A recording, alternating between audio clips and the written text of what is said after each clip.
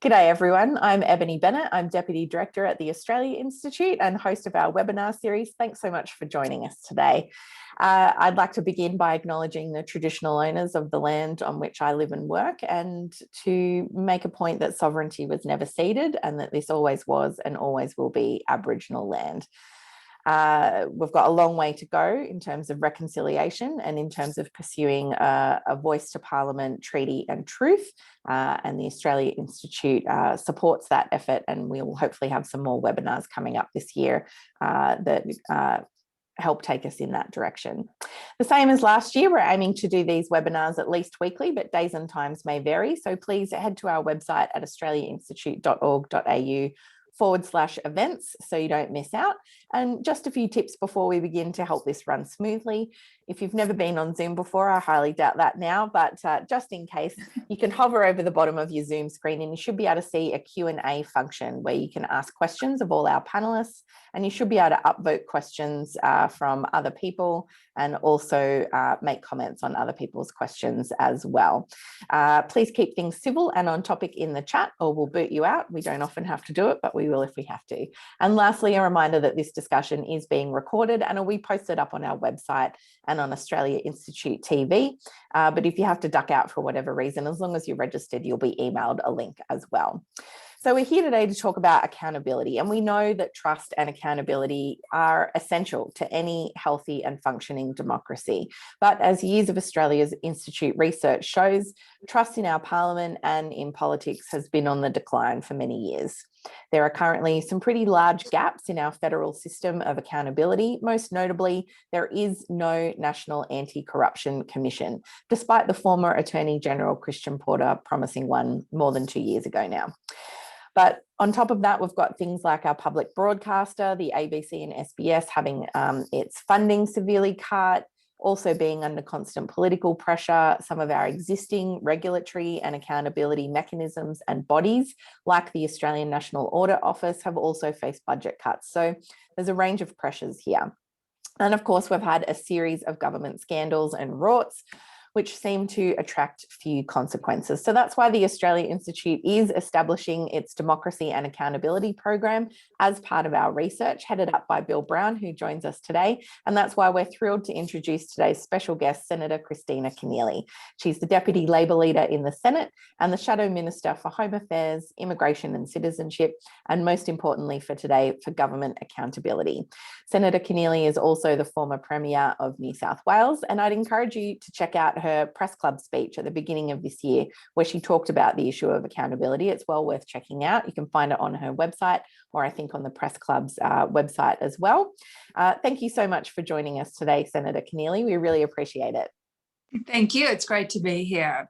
So I wanted to start out with an issue that's dear to the Australia Institute and our supporters, and that's the idea of a National Integrity Commission. As I mentioned, it's been delayed by a couple of years, but also the government model that's being proposed really probably isn't up to the job.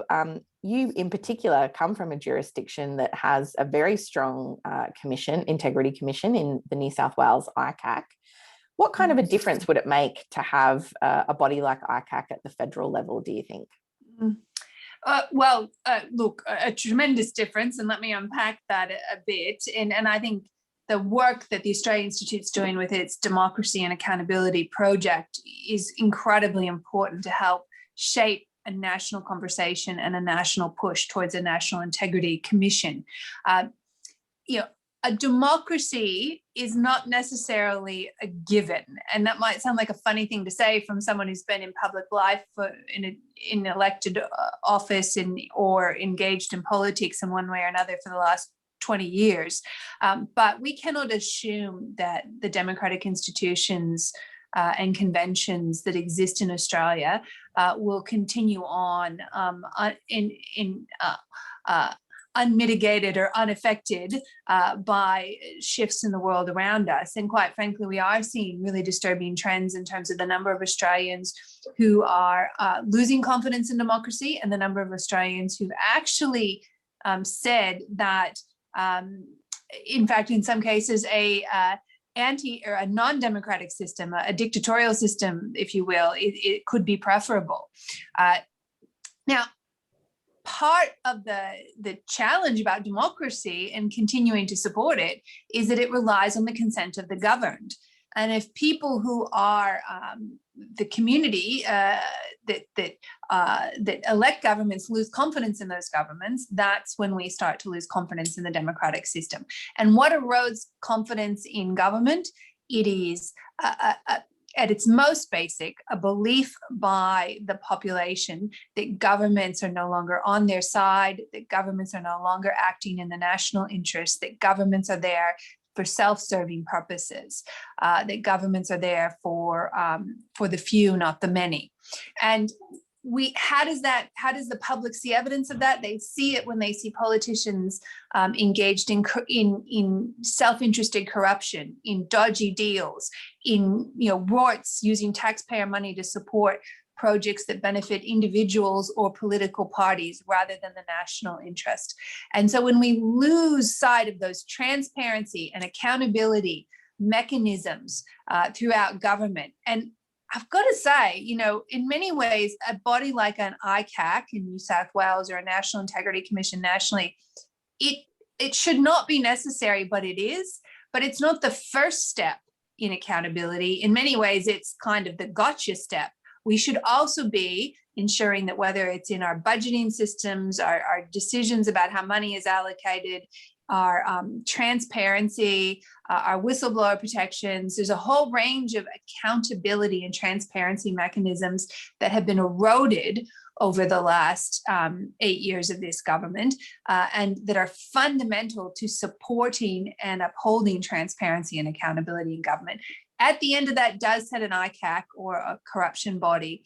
And it is fundamentally necessary to give the public confidence that there are, that essentially sunlight will be brought to bear and transparency will be brought to bear, even if individual politicians or political parties seek to resist it. I'll just follow up on that. You mentioned in your press club speech earlier this year that sometimes the argument comes up that actually exposing all these acts of corruption publicly also damages the standing of politics, and that's a reason not to have those types of bodies.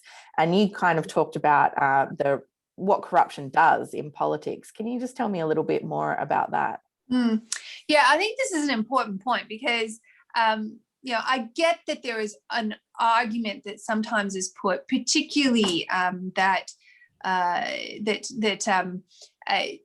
the public just thinks all politicians do this, right? That the public thinks all politicians are self-interested, that both political parties do it, and therefore a pox on everyone's house is they're all bastards, is kind of the argument that gets put, and therefore having a corruption body just feeds that. Let's be clear, what feeds the undermining of democracy is not the sunlight and the transparency and the accountability, it is the corruption itself.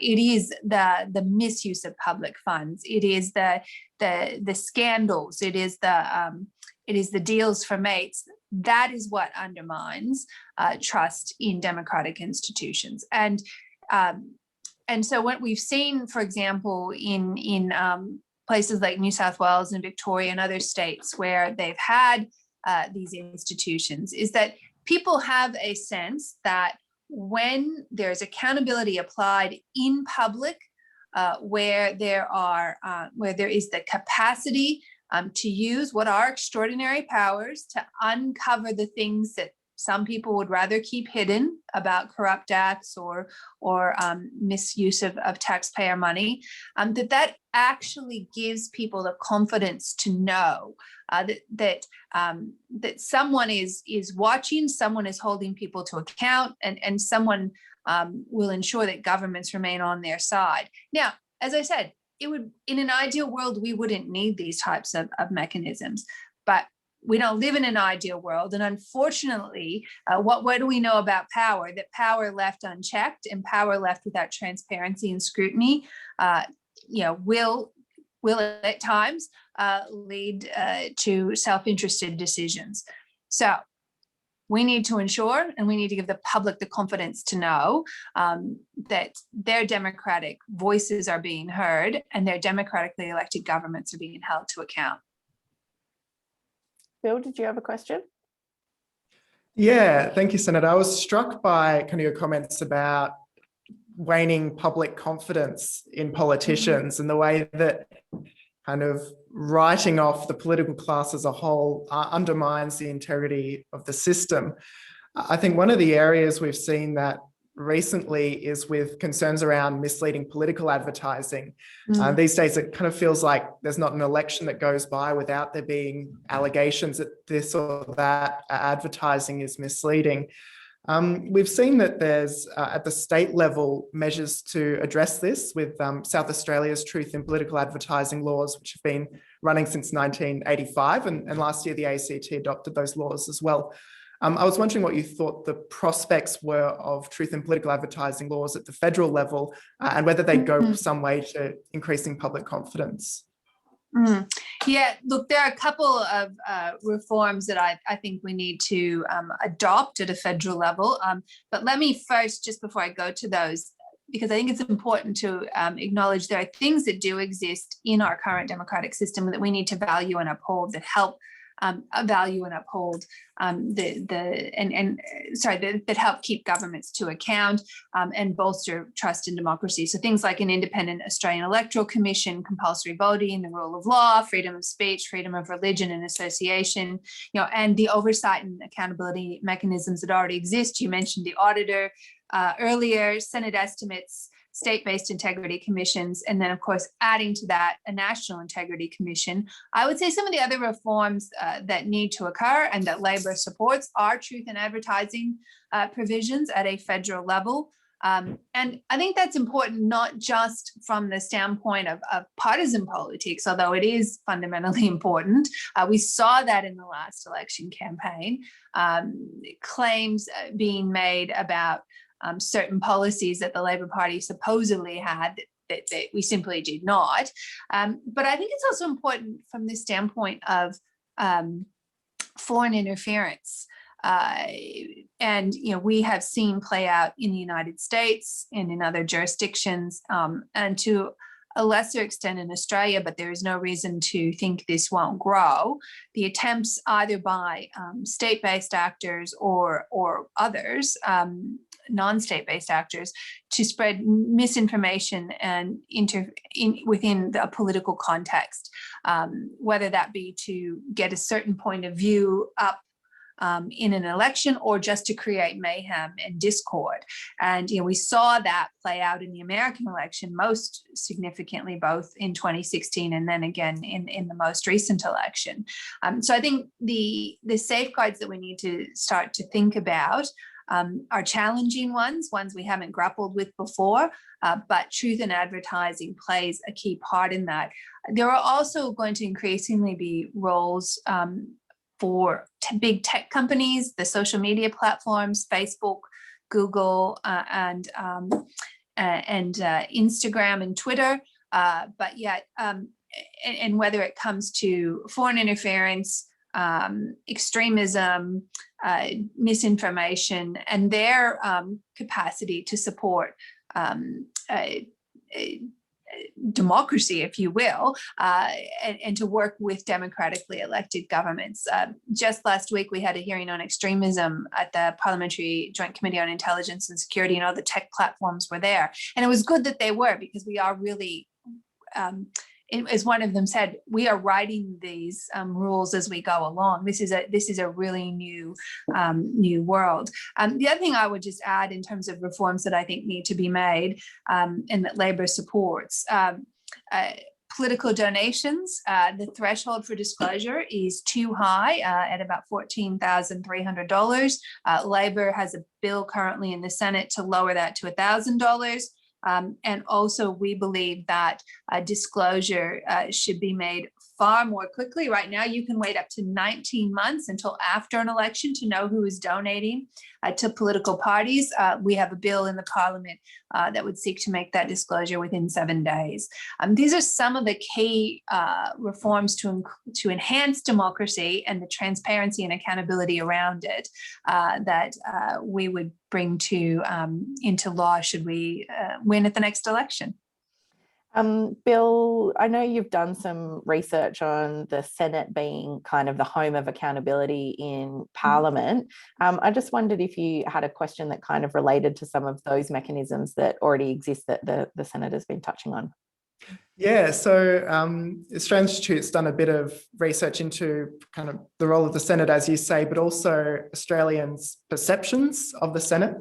And what we've found as a whole is that Australians recognise its importance, but they're not always clear on the exact details of what powers it does and doesn't have. There's a bit of confusion over kind of powers that the US Senate has that the Australian one doesn't, and so on. But it's still, the Australian Senate has these kind of remarkable powers, orders for the production of documents, the committee system, Senate estimates. And I've kind of looked at that at a kind of intellectual level, but I'm interested in your experience as a senator practically, kind of what does the Senate do to hold the government to account? Well, as you might expect, I'm a big fan of the Senate. I think it's where the real work of Parliament happens. And I say, I mean, it's a joke at one level, the continual debate between House and Senate members.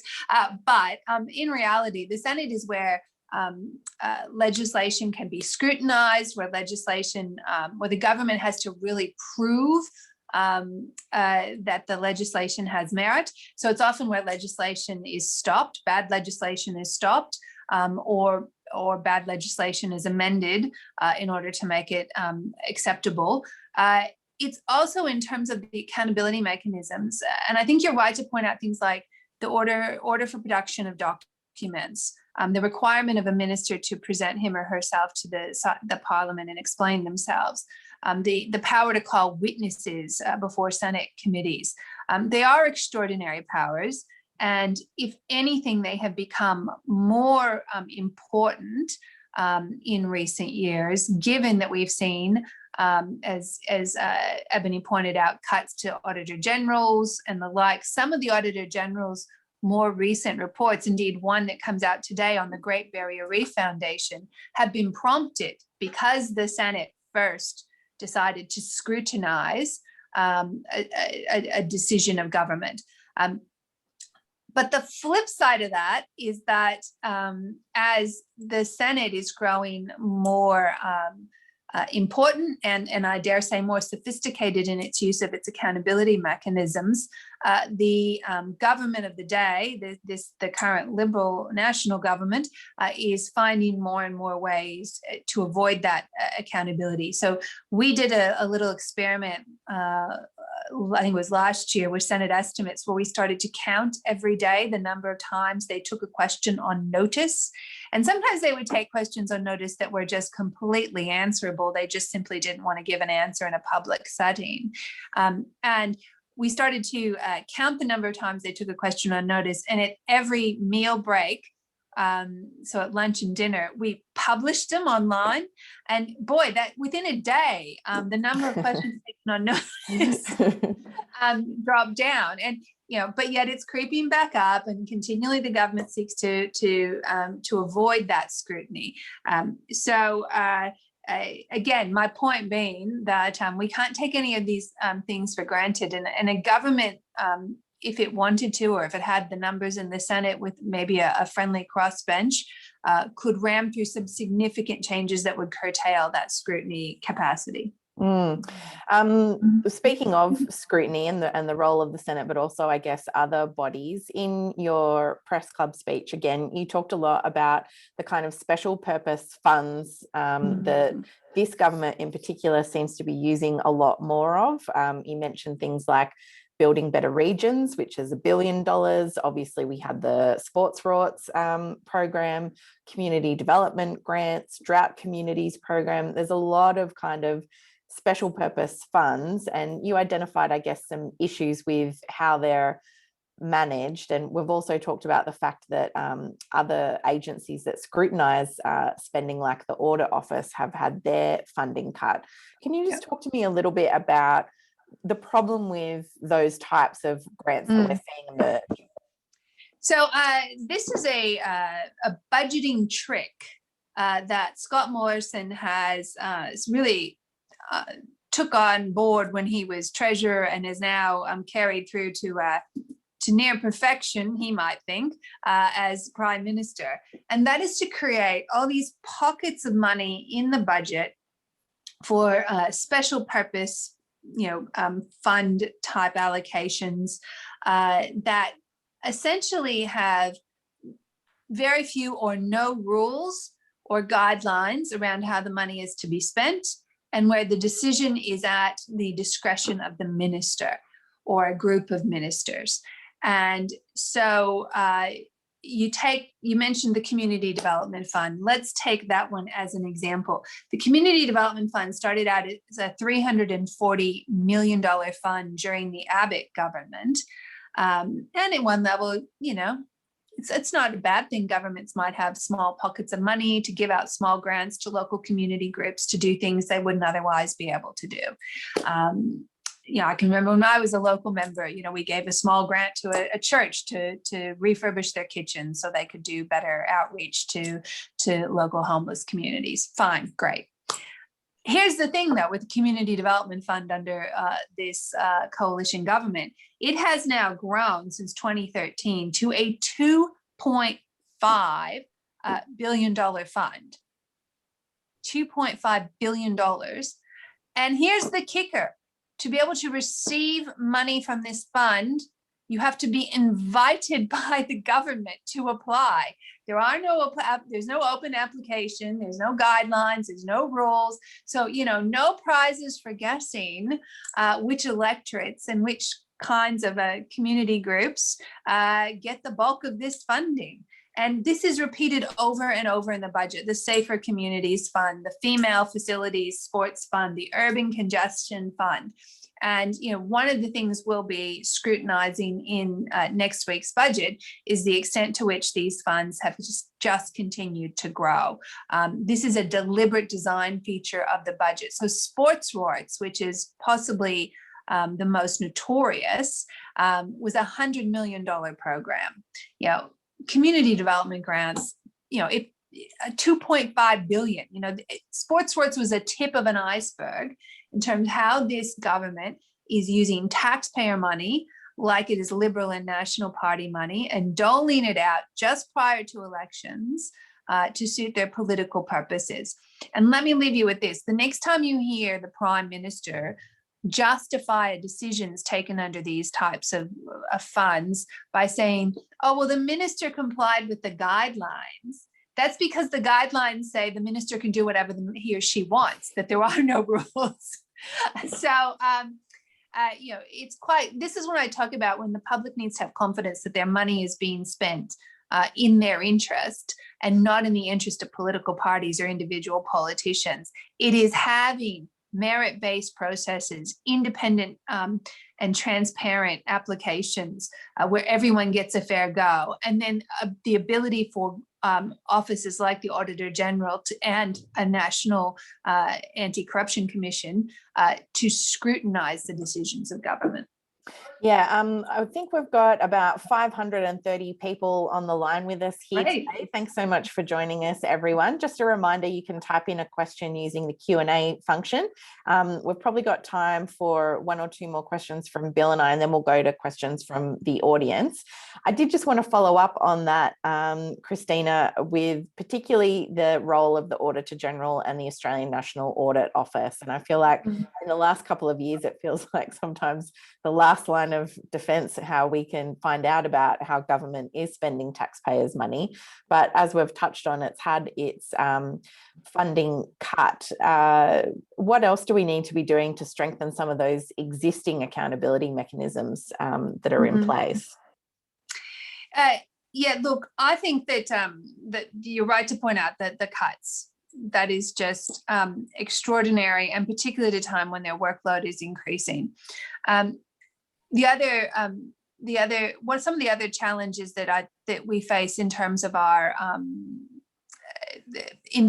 supposedly independent bodies is the increasing decisions by this government to appoint former Liberal MPs, national MPs, and Liberal and national staffers to these independent bodies that are supposed to provide scrutiny or accountability or decision-making responsibility from government. So if you think about things like the Administrative Appeals Tribunal, which has been stacked out with political appointees, the fact that half of the Abbott ministry currently hold appointed government jobs, appointed there by their mates in the current government.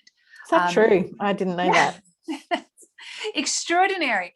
This year alone, we have seen the Morrison government, this year 2021, which we're only in May now, we've seen the Morrison government appoint a political Liberal or National staffer or MP to one job a week. And the most egregious being the Fair Work Commission, which is supposed to, ensure that working Australians have fair pay and conditions. One of the appointees to that is the daughter, a deputy mayor in southwestern Sydney, and the daughter of a former Liberal MP. She's been appointed to a 26-year contract worth $10 million. To the Fair Work Commission, like ordinary Australians could only dream of that type of job security. But how can we be ensuring that we have transparent and appropriate and independent processes when we have political appointees being put into these types of roles? Now, the government will say, and they've already claimed all these people are qualified. It's not. And maybe some of them are. I haven't scrutinized all their CVs. But it is the appearance of the politicization of our independent bodies that are meant to be independent, that are meant to be assessing things on merit, that are meant to have the qualifications and the skills. And I think it'd be fair enough if you, for example, if you look at the AAT, there's been quite a lot of scrutiny of the fact that many of the appointees don't have relevant legal qualifications for those roles. So these are key metrics, I guess, that we can use to look at whether or not the government is acting in the national interest and is on the side of the Australian people, or is taking decisions that's on the side of themselves and their Liberal and National mates. We've got time for one last question from you, Bill, and then we'll head to questions from the audience. Yeah, thank you. So yes, keeping the government to account is such a natural function of the opposition, and that's one reason I'm so happy to see it kind of formalised in your role. But you mentioned in your address that no one gets into politics to be in opposition, and I'm wondering what can you do while in opposition to kind of ensure that you keep the courage of your convictions in government and make sure that are there plans to keep the portfolio if Labor wins the next election, for example? Oh, that's an interesting question. I haven't asked the leader yet if I get to be a government accountability minister in an Albany's Labor government. But I think, to be frank, I have often said that my role as Shadow Minister for Government Accountability isn't to supplant or take the place of the jobs that all my colleagues are doing in their individual portfolios, but rather to amplify and to draw together where we see the pattern of incompetence or waste or mismanagement or warts or scandals that is occurring across the government. But the way a government should be holding themselves to account is to, one, make clear what their commitments are and to deliver upon them. And when I was in government in New South Wales, we had a New South Wales state plan, which we publicly reported on every year, that covered our main commitments. Now, whether you have that type of approach, Anthony, we have, of course, our platform, and Anthony has made clear through a series of vision statements the values that we uphold as the Australian Labor Party, and we are now releasing the policies that we will take to the next election. But I would say that the significant commitment that we have already made, and we will have more to say about in coming months, is our commitment to introduce a National Integrity Commission, an anti-corruption body, one that is transparent, one that has the capacity to look backwards, to examine decisions that have been taken by previous governments, one that conducts its hearings or is able to conduct its hearings in open, one that is able to examine the decisions of ministers and MPs. These are all fundamental aspects of what give the public confidence in anti-corruption bodies. I have heard some people argue that perhaps it's best if these hearings are held in secret. My view is, and the view that our Shadow Attorney General, Mark Dreyfus, has put, is that we need to be able to, at times, have hearings in public because it's fundamental to demonstrate to the community when a body makes a finding of corruption that the evidence upon which they relied. All of these things, we are an open democratic society, and democracy abhors secrecy. And to the extent that government processes like an anti-corruption commission should be conducted in open, they absolutely should. So that is the fundamental accountability mechanism and commitment that Labor is making under an Albanese Labor government. Thank you very much. I think we might go to questions from the audience now. I can see we've got quite a few here. I'm going to start with one from someone called Bill Arnold. He says, is there a method to ensure that all royal commissions could include a full fiscal audit?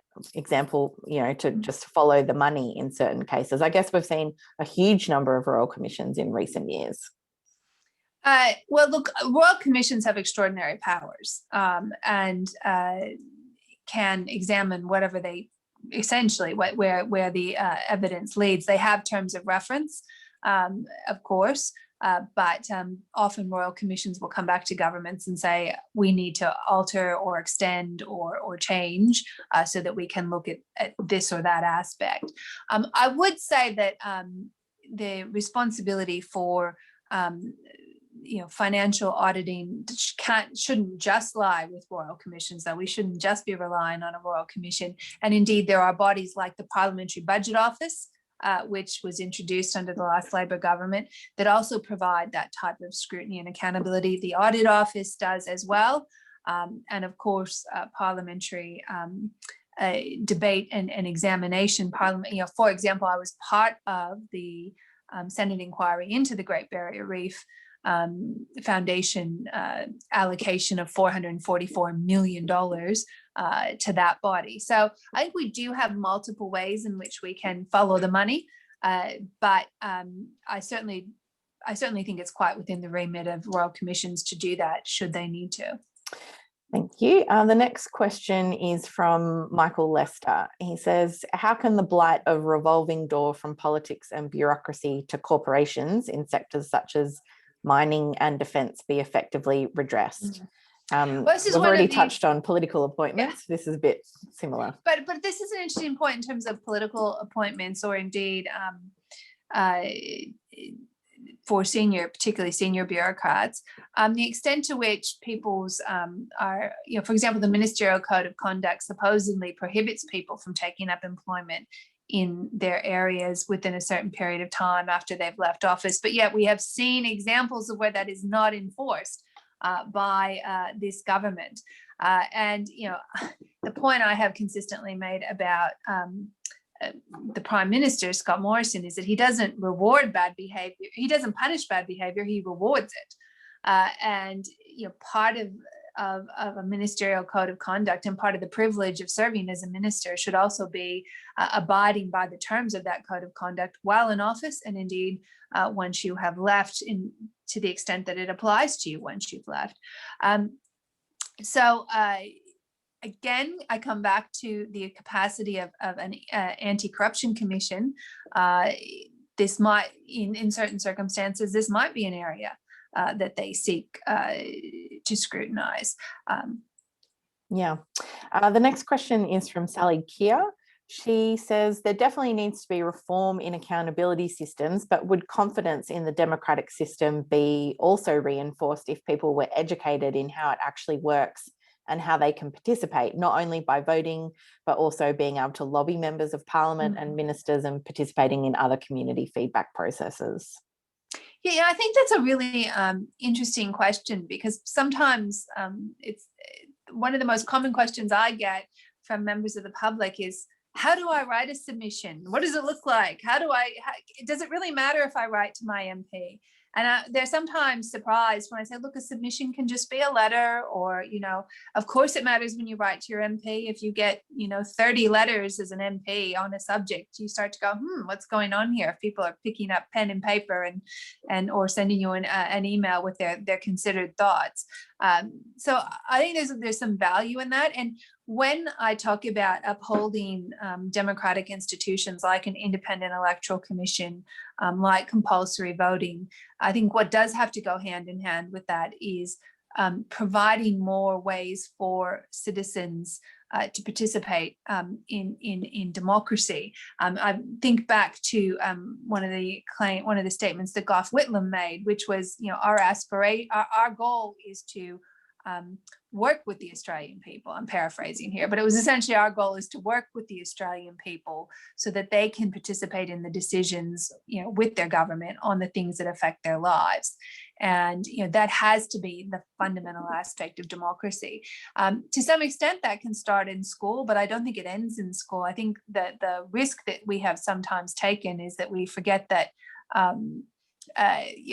everything we've learned in I was in high school 30 years ago. Twitter didn't exist then. Emails didn't exist then. I think I met my congressman in America once. Now we're out doing mobile offices on weekends. The ways in which we participate in the democratic process have changed, and those should be lifelong engagements from governments, building up the democratic capacity of its citizenry. Yeah. Bill, you mentioned you had done some research around people's understanding of the Senate. Is there anything else that sheds light on what the public does or doesn't understand about how the Parliament works? Yeah, well, a few years ago, we did ask people a kind of a range of questions. Would you feel comfortable approaching your local member with an issue? Do you even know the name of your local member? Have you ever spoken to them? That kind of thing. And I think, unfortunately, having met a local congressman once would probably put you ahead of many Australians who don't have a lot of access to politicians. One of the things we recommended in that time was actually to increase the number of politicians so that they represent fewer people and have more chances to meet with them. But there's a lot of ways that we could get people more involved in the political process. Party membership is pretty low, and the average age of party members is very high. There's a lot of room for improvement in Australia. Well, and what you're doing right now with these webinars, and I do think this is one of the great innovations that have come out of COVID, is as tragic as COVID has been, both in terms of a health crisis and an economic crisis, is that it has created these new forums. And so commend the Australia Institute for doing these webinars, because it is allowing us to have these conversations that we might have struggled to have in with 600 or so people in normal times. Yeah, no, it's a good point. The next question follows on from something you've already talked about with the kind of special purpose funds. So Lars Bendel asks, if these funds are so questionable, how did they pass the Parliament? Did Labor vote for them? Can you just tell us how these kinds of things come into existence? A lot of these funds don't require legislation. In fact, most of them don't require legislation. They are they're created by government department. They're created by ministers, or they're created, within the funding envelope of a department, and don't require law to be passed for them to be created. I think that, and let's be clear, all governments have had various types of funds to do various types of special purpose things that, for example, the intended goal of the Female Facilities Sports Fund is quite laudable. The idea that more girls are playing sports that they haven't traditionally played, like AFL or NRL or cricket, and that we need to be able to provide more facilities, change rooms and the likes to facilitate that. That's quite laudable. And it's the kind of thing that governments often would create funds for. It is the lack of transparency, the lack of guidelines, the lack of rules the willingness to act against department advice, and the capacity to have utter and complete discretion by a minister, by an elected minister. Those are the challenges around these funds, and the only way that in this current environment that we can apply, that we can highlight this, is to apply scrutiny both through what we do as an opposition, but also through forums like the Auditor General. So, for example, earlier this year, ABC 730 and my office has done some additional scrutiny, highlighted that Peter Dutton, as Home Affairs Minister, was essentially using the Safer Communities Fund as a way to boost the coalition's chances in the Tasmanian by-elections during the Section 44 citizenship by-elections. And he gave out 2 grants before the guidelines were even written. He spent $36,000 of taxpayer money flying down to Tasmania to announce them. His department warned him not to make these grants. They told him he would likely attract scrutiny and criticism, that they weren't justifiable. He still went ahead and did it, and he didn't break any laws or any rules, because the rules said he could do whatever he wanted. Now the Auditor General has opened up an audit into those grants and into that fund. So it is about making sure that the accountability mechanisms, both through the Senate, through the media, who play an important role in accountability, and through things like the Audit Office, are supported and in place. But I think an additional layer is the National Integrity Commission. The next question is from Michael Lester. He says, how can increasing government secrecy in cabinet, security and commercial in confidence be reduced, and FOIs, that's freedom of information requests for people who aren't aware, be strengthened? Yeah, so last year, the Parliamentary Joint Committee on Intelligence and Security, of which I'm a member, published a report on media freedom, which was occasioned by the 2 infamous raids on the ABC and the News Corp journalist in relation to national security information. And while that was a narrowly construed report in terms of looking at the connection between national security laws and media freedom, it did go to some of these other issues about the increasing trend within government to classify information more secret than necessary, that freedom of information requests were taking longer, were being increasingly refused or restricted, and so the committee did make some important recommendations about some changes that were required in relation to the overall access to information, protection from whistleblowers, and the like. We noted were matters that were raised in our submissions, and while they didn't directly go to our terms of references, merited significant examination and changes. That the culture of secrecy, combined with what was described as a chilling effect on media in terms of that secretive or punitive culture of police raids, was really creating was inimical to a liberal open democracy. I will just say, though, I think it's important to remember, particularly in terms of there are some things that do need to be kept confidential, and I respect that within government. There's some national security information, there is some commercial and confidence information that is legitimately required to be kept confidential. But it's about getting the balance right. It's about having the right independent testing mechanisms. And it is about respecting the fact that we are a liberal open democracy where people should expect transparency from their government. And this to circle back to where I began, it's why it's not just about a National Integrity Commission. It's about having a culture across government that respects openness and transparency and believes accountability is important. And when that exists, and when the public can expect that from their government, whether it's an auditor general, whether it is freedom of information, whether it is protecting whistleblowers, whether it is disclosure of political donations, whether it is having a National Integrity Commission, all of those things are fundamental, all of them, to supporting people's consent for their democratic government. The next question I've got kind of follows on a little bit from that. It's from Sylvia Morgan. She says, does the national broadcaster play a role in calling for government accountability? Absolutely. Can you just talk to us a little bit more about those raids and the role of the media, but the ABC in particular? This is a great question, because it is a key part of our as we look forward to in a very challenging world, to having a voice that is trusted, that is not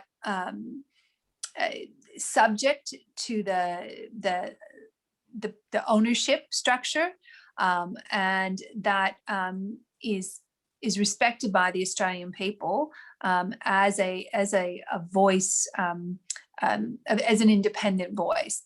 And I say in the challenging future that we face, I spoke earlier about foreign interference. We've also seen the ability for algorithms and tech companies to be able to separate us up into our little tribes and only present us with information that conforms to our already held views. And so, and this is something, that separate to this question, this is something we will have to grapple with in terms of greater transparency around those algorithms, greater rules around how those companies operate, because quite frankly, that is also a challenge to our public conversation. But right now we do face misinformation, we face foreign interference, we face the challenges of the separating out and the fact that you are often not presented with a different point of view in a context that allows for conversation and debate. And so you end up with these echo chambers online. And the role of an independent, taxpayer-funded news source, and one that can apply scrutiny and accountability, and one that is one of the most trusted and relied upon voices in the Australian landscape, is fundamental. And so when we talk about cuts to the ABC, it's not just about programming or entertainment content, although that's important. It is also about the ability to apply proper scrutiny and news coverage. And we know from Senate estimates that the cuts have, as the ABC managing director told us, cut into muscle now. It's not as if there is fat there to cut. And so this is another way in which we can erode public accountability when we erode the role of the public broadcaster. I've got a couple of questions here, one from Martin Johnson and one from Karen Jones, that touch on the idea of ministerial accountability and basically ask what happened to it. Do you have any views on that? Oh, I think we've got, it looks like the Senator's monitor has frozen there. Bill, can I check? Can you see frozen anything there? as well, yeah. No. Oh, well, we might, unless we can get her back shortly, we might have to wrap up a little bit early. I'm really sorry. We'll stay on the line for a little bit longer in the hopes that the Senator can join us again. I do believe she's in Parliament House, which is will be ironic if she's having trouble connecting there from the NBN in Parliament. But I think it will be important to. Are you back there? Yes. Can you hear us? Yes. Welcome to Parliament Wi-Fi. So the question there was on. That I've been cut off by the Parliament. Yeah, no, we've had several MPs and senators encounter similar problems in Parliament House, but the question was around ministerial responsibility and what's happened to it. Oh, it's laughable, but it's also tragic. And this is back to my point about what does the ministerial code of conduct stand for if it's not enforced? And so we all know the Angus Taylor, the Stuart Roberts, the Michaelia Cashes, the Linda Reynolds, and that's before we even get to the whether or not there's been an independent investigation into Christian Porter and the allegations against him.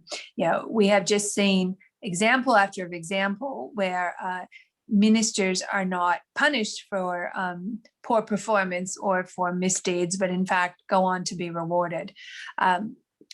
Ultimately, this is not, I sound like a broken record, but a National Integrity Commission, this is one of the reasons it's absolutely fundamental. When you have ministers, who have been stood down or who have faced criticism or scrutiny for taking decisions that either serve their private interests or appear to serve their private interests, that would be that's a fundamental area of scrutiny that a National Integrity Commission would be able to consider. But when you also have ministers doing things like forging documents to have a hit on the City of Sydney Lord Mayor, or you have ministers who have repeatedly misled the Parliament, or who have failed to cooperate with AFP investigations, or who have been responsible, and of course, who've been responsible for things like robo-debt. And of course, we remember who the treasurer, the social services minister, and then the treasurer was through the implementation of robo-debt, and that was Scott Morrison. Nobody seems to be responsible for anything in this government, and that is because the modus operandi of this government is to outsource all decision making and risk to someone else, and we've seen that through COVID. We have seen that through a range of decisions by this government. And, one, that is our responsibility as an opposition. It is the responsibility of the media. It is the responsibility of institutes and think tanks like the Australia Institute. And it's the responsibility of every citizen to demand that accountability from their elected officials. So there's no, if we are, the erosion of democracy occurs when people in elected office are not held accountable and are allowed to serve their own interest ahead of the national interest. And while a National Integrity Commission is a fundamental plank in that, it is not the only plank, and all of us have a role to play in holding governments to account. I've got a couple of questions here that touch on the idea of defamation law reform and what prevents reforming them to give greater weight to public interest so that investigative journalism and accountability via the media can do its work. And I guess just reflecting on the fact that it seemed to hinder a lot of Me Too stories initially, and alleged perpetrators could kind of sue the women coming forward and disclosing sexual harassment and other abuse that they endured. Do you have anything to say on defamation law and what reforms could be required there? I might defer that to my colleague, the Shadow Attorney General, Mark Dreyfus. It was an area we briefly looked at in terms of the PJCIS inquiry into media freedom, but ultimately decided wasn't part of our terms of reference in terms of national security. I would say that there are some aspects of how the media operate. If I could just segue to something I'm better prepared to talk about, which is the contestability of journalist information warrants. And I just want to briefly speak to this because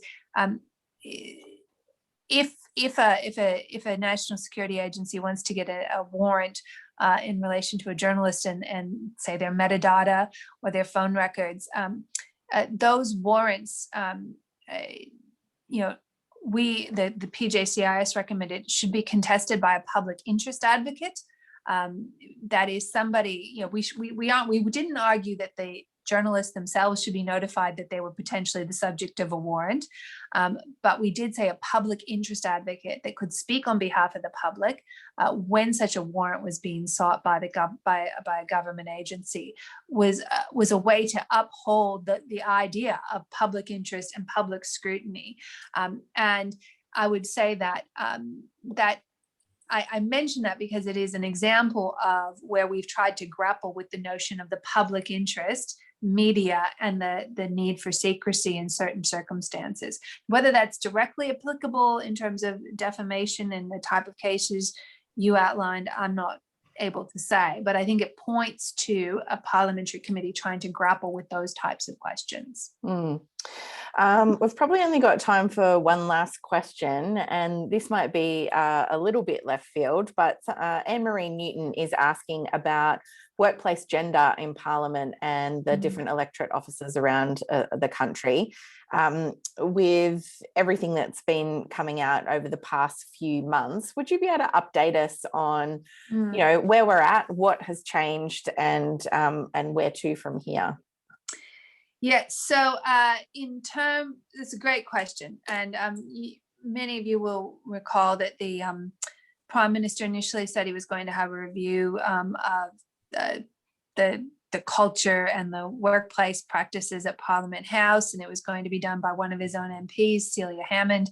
Now, Celia is a lovely person. I don't have anything against her, but you know, that's not the appropriate response to the crisis and the challenges that were identified following the revelations about Brittany Higgins' alleged assault here in Parliament House. So Kate Jenkins, Labor called for this to be an independent review and for it to be involving both parties, well, indeed all parties. The government has agreed to that. Kate Jenkins is undertaking that now and has been consulting with all the parties and with staff here in the Parliament House as well.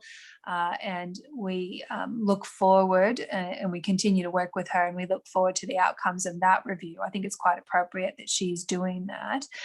In the meantime, the Australian Labor Party has released new policies on harassment, on bullying, and a new complaints process for particularly relating to well, not just to staff, but indeed to all members of the Australian Labor Party.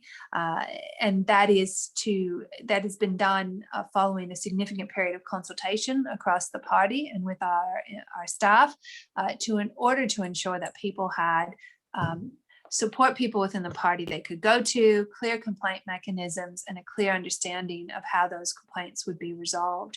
And very much so to provide confidentiality where it's required, and to help to find outcomes that are acceptable and desirable by the complainant.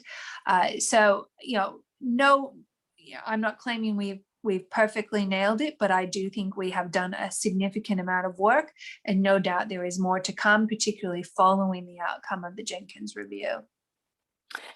Thank you. I'm afraid we're going to have to wrap it up there. Thanks so much for joining us, Senator Kristina Keneally and Bill Browne. We really appreciate your time today. Thanks everyone for all your great questions. We do have more exciting webinars coming up over the next few weeks, so you can head to australiainstitute.org.au/events to register for those. Thanks so much for your wonderful questions today. I'm sorry we didn't get to all of them, but hopefully we covered a good range. I feel like there was a good range of topics there that we covered, everything from the media to donations to ministerial accountability. So we really appreciate you coming along. I think we had about 550 people at one point, and we really appreciate you coming along. And thanks again for your time, Senator Keneally. We really appreciate it. Thanks, everyone. Thanks, Ebony. Thanks, Bill. Thanks, everyone. Hope to see you next week. Bye-bye.